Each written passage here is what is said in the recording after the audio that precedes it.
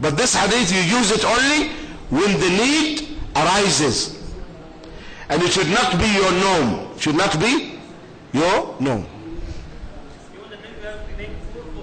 Four. No. If you are a traveler, yes. But now you are resident. If you are resident, you don't shorten. When you shorten your prayers, if you are traveler. Not when you are resident.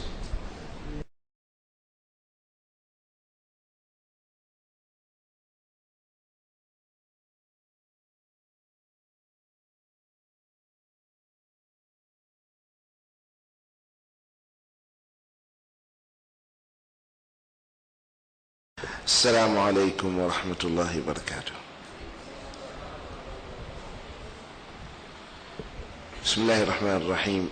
الحمد لله والصلاة والسلام على رسول الله وعلى آله وصحبه ومن والاه ومن اتبع هداه إلى يوم الدين. أما بعد.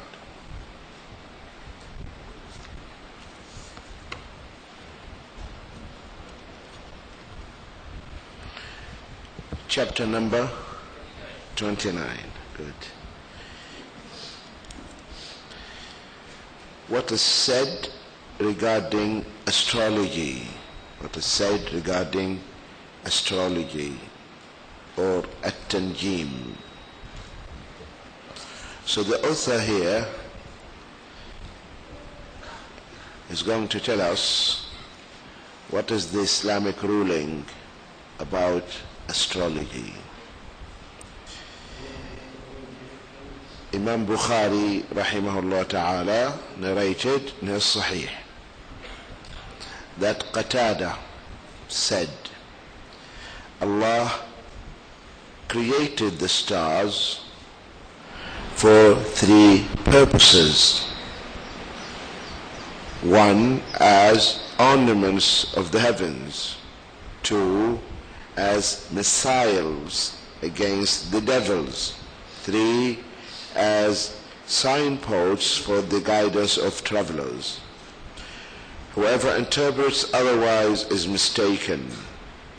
Such a person is to lose his reward in the day of resurrection and takes upon himself that which is outside his knowledge. So now, the stars which Allah subhanahu wa ta'ala created, these celestial bodies,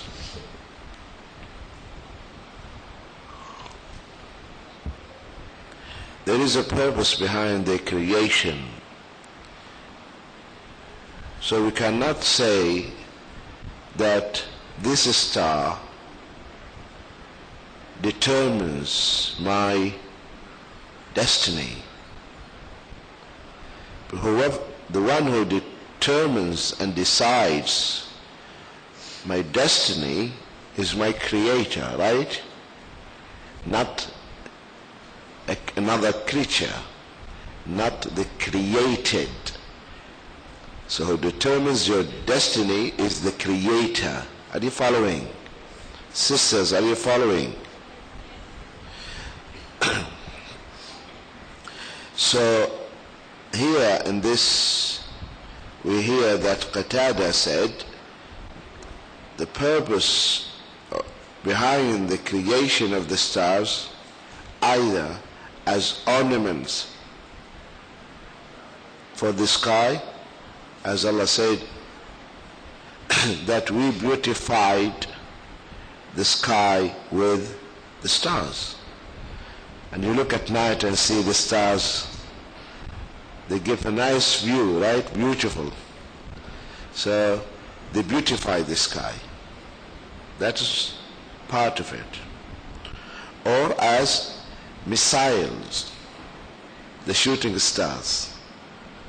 These are missiles that Allah subhanahu wa ta'ala, He sends these missiles to kill the eavesdroppers or the stealthy listeners. Are you following? So that's another reason. another purpose behind the creation of the stars.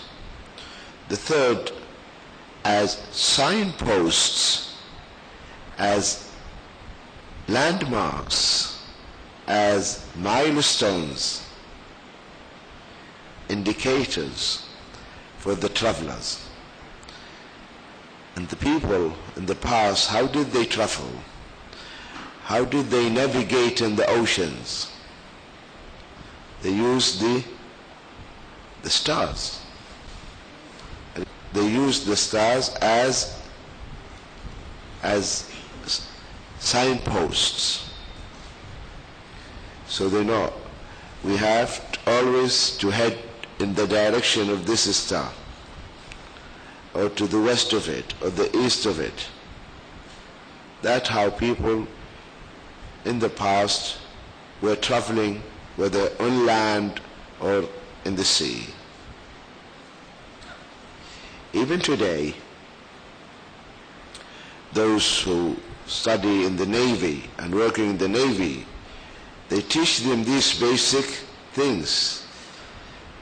Because in case all the systems failed, all this technology failed, you should have something which will help you. The stars. You use them as signposts. Are you following?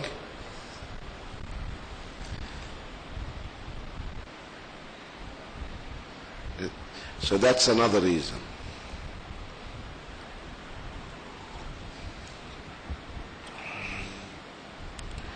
Apart from that, if you attribute, that's why he says, whoever interprets otherwise, who says, no, there is another thing, through the stars we can know your future, through the stars, then that is shirk. And the Muslims in the past, they benefited from the stars. They drew maps, they sailed, they reached many parts. Muslims reached America before Columbus. The Muslims reached America before Columbus. Columbus did not discover America, Columbus was discovered in America.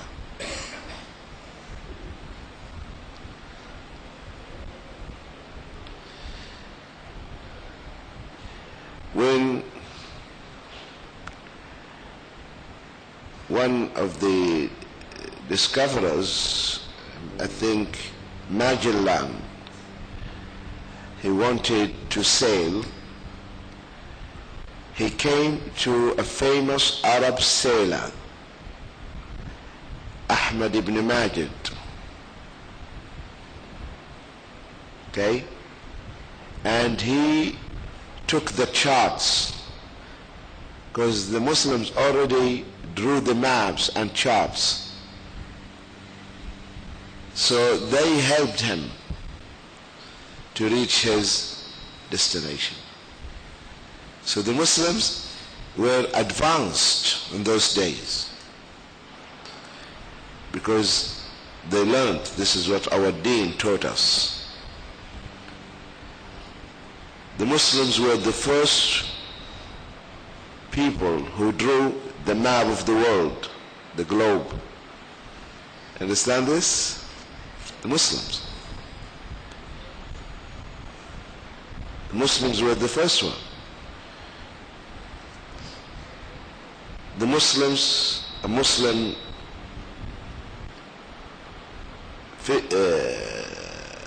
doctor, I think Ibn al-Nafis, he's the one who discovered the circulation of the blood cycle. It's not William Harvey. Before William Harvey. But the problem that we don't read our history.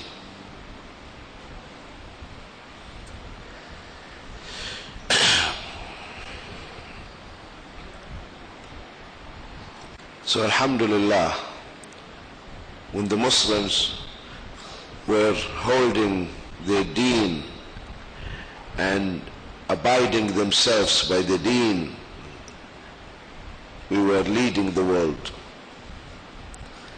But when we started leaving the deen, see what happened to us.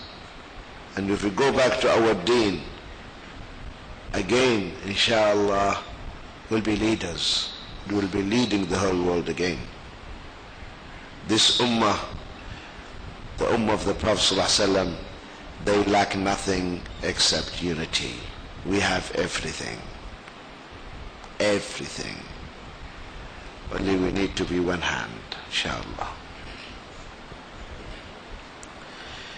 So whoever interprets otherwise is mistaken. Such a person is to lose his reward. He will not have anything